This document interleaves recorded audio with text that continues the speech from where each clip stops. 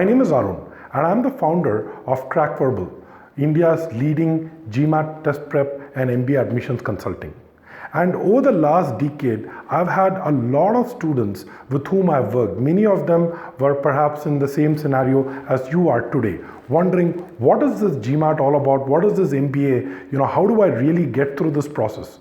And honestly, out there is a ton of material, correct? But very honestly, that material ends up confusing us more than it clarifies. I'm going to give you a very simple framework, okay? I'm going to bring you secrets which most people may not reveal, okay? These are things that we know working with admission committees. These are things that we know working with successful students of what it takes for you to get into a top school. All right, so in this video, I'm going to reveal to you 3 things that B schools look for in potential candidates, right? So just forget everything else that you have been reading of 100 other things, NGO, extracurriculars. These are really the 3 things that B schools look for. Number 1, they are looking for your ability to handle the coursework, because a B school really is like drinking water from a fire hose. Okay, they want to make sure that you are able to adjust to the academic rigors. In most cases, we have our undergrad, records, and very honestly, we may not be very proud of it. The good news here is GMAT can be that one score that can wipe away all your sins. Okay, so if you have a bad undergrad record, don't worry. Taking the GMAT and doing well is all that you need to impress the admission committee that you can take on the coursework, which is why they take it very seriously, right? And the other good news is, unlike the CAT, you don't need to worry about having a 99.95 percentile as a cutoff. There is no cutoff. In fact, I've had many of my students get into top schools with GMAT scores which are in the 90th percentile. Correct? So it is very much doable, requires a solid 3 to 4 months study. Okay, you need to have a very clear direction. That's all is required. The second thing that B schools look for is really your employability.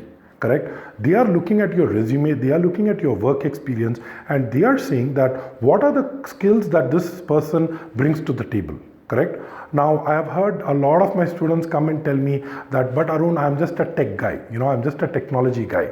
Well, guess what? Technology is great. B schools love people who have a tech background, because today what businesses need is not just knowledge of finance, not just knowledge of marketing, but they also need a very strong background in technology. So you could pitch yourself saying that I already have a background in technology. By learning business, I will be able to bridge the gap. Right? Same thing applies to people from a finance background, people from an operations background. It is your ability to tell the story of how your background is going to impact your work life after your MBA.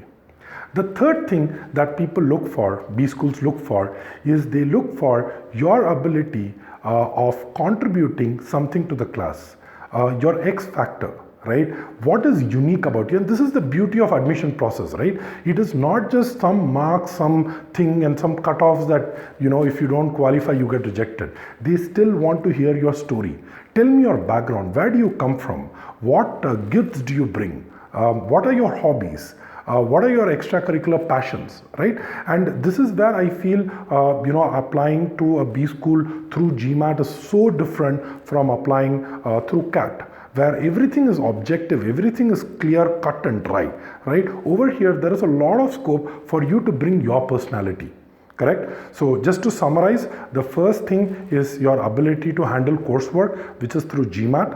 The second thing is your ability to get a job, which is how well you're able to portray your experience. And the third thing, what else do you bring to the table? Please go ahead and let me know what you think. If you have any queries, please leave it in the comments below. I'll be more than glad to personally respond to each and every comment. If you have any friends who are also wondering about doing an MBA in 2018, and if you feel that this video will benefit them, please go ahead and share this video, share this link with them. I'll be more than glad to spread my message to as many people as possible.